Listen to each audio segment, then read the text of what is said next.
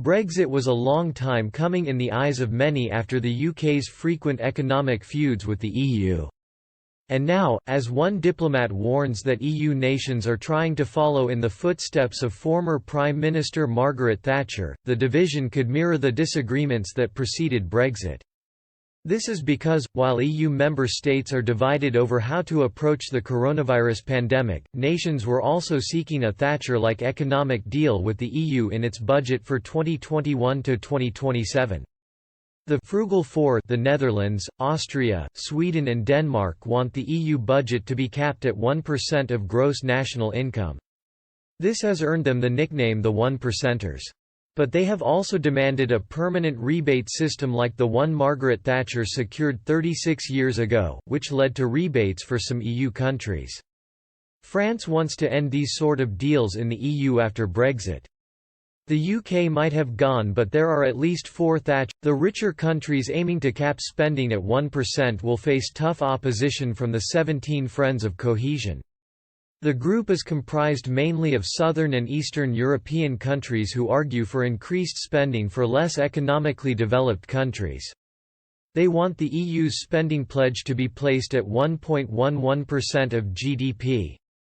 After 28 hours of tense talks, the EU failed to come to a consensus in February on its economic plans for the 2021 to 2027 period as richer nations refused to up spending.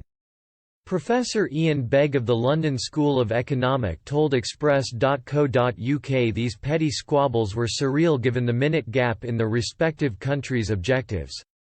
He said, "The EU budget is around 1% of the bloc's GDP, it is almost surreal because they are all arguing over it. In policy terms it's peanuts. The bloc is also divided on how to respond to the coronavirus pandemic as well as the subsequent economic chaos." Professor Begg said this could lead to increasing tension. He added, "There is also a debate on the fiscal side on whether it should be at the member state level or the Europe collectively needs more of a federal budget to be used for stabilization processes."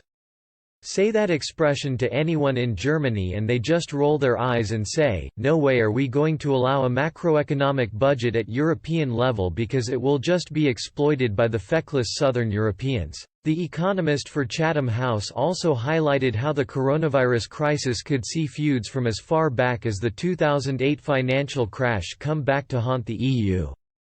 This comes after the European Central Bank pumped £680 million into the continent's economy. Professor Begg said, "In political terms there has been a strong resistance, especially from Germany and some of the other creditor countries inside the Eurozone to this action by the European Central Bank. There are two things going on here. One is for several months now the central bankers have been saying we've done our bit. Not just in relation to the health crisis, but also dealing with the slowing down of the economy after 2008. But the fiscal authorities, state governments, have been deficient in what they have done, they haven't stimulated the economy.